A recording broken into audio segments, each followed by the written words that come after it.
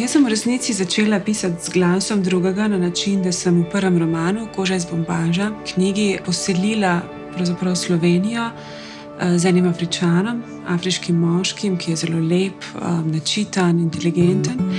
In on pride sem zaradi ljubezni in potem opazuje Slovenijo in Slovence in njihove stereotipe.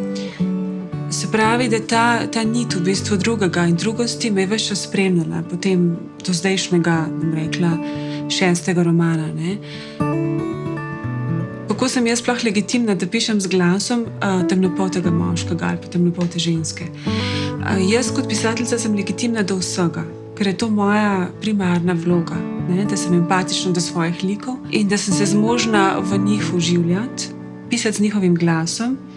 To pomeni, kar se mene tiče, da moram narediti celotno raziskavo v tistem, čemer pišem, in potem z neko empatijo iti s tem likom skozi to pokrajino, ki jo pač implementiram v roman. Ne? V resnici je tako pri literaturi, da te pravzaprav tema nagovori. Ne? Tema te nagovori sama od sebe.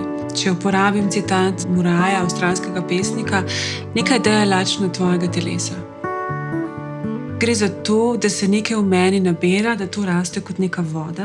In potem, ko jaz naredim dovoljšni research, kako bi umestila te junake, ne, da bodo legitimni in avtonomni in avtentični, seveda, potem oni mene vodijo. Kot bralka, jaz sem najprej bralka, potem sem šele pisateljica.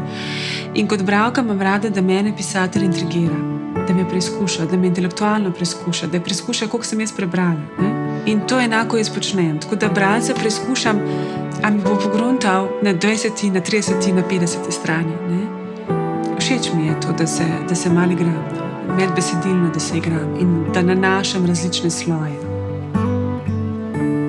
Slovenska literatura ima neke specifike. Ne? Mi imamo krasne, čudovite pesnike, Danes Zajec, Gregor Strniša in tako dalje. Ne? Ampak kot pripovedniki se mi zdi pa tudi že v odnosu do Balkana, ker ni te neke epske tradicije, ni te epske naracije, tudi ni vedenja, kaj je prav, kaj je narobe. Čeprav jaz bi tukaj bila optimistična, no, jaz si zelo želim velikih romanov, seveda ne, dobrih romanov, ki jih bodo bralci brali, ki jih bodo nosili s seboj na plažo, ki bodo nosili s seboj, ne vem, v torbah in v opero in tako naprej. Literatura mora tekmovati z vsemi ostalimi mediji, ne? In s filmom, in z glasbo. In tudi se ni modernizirala, tudi se ni znala prezentirati PR-ovsko. Če pogledamo v Sloveniji, pravzaprav nimamo zastopništva, ne? Razen nekih večjih založniških hiš. Ampak jaz mislim, da gre tudi za to, pač ta tranzicijski čas, seveda, ne?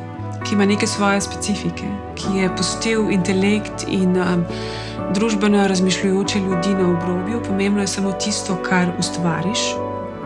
Niso vedno krivi samo drugi in družba kot taka, ki ni dovolj investirala v knjigo in v infrastrukturo knjige in v prezentacijo, medijsko prezentacijo, prisotnost knjige, ampak da so si tudi pisatelji na nek način kredibilnost izgubili. Medtem ko imamo današnji celo plejado mladih avtoric in avtorjev, ki so v resnici iščejo, ki bi govorili iz sebe, pa ne vejo točno kaj. Ne? In zdaj, koliko je to zanimivo za drugega, za bralca. Ne? Skratka, moje izhodišče je jezik, no? Ki je pogojeno tudi s tem, kaj sem prebrala. Ne? Se pravi, te močne, velike pesnike, ki sem jih brala še v svojih zgodnjih, najstniških in potem kasneje 20 letih. Ne?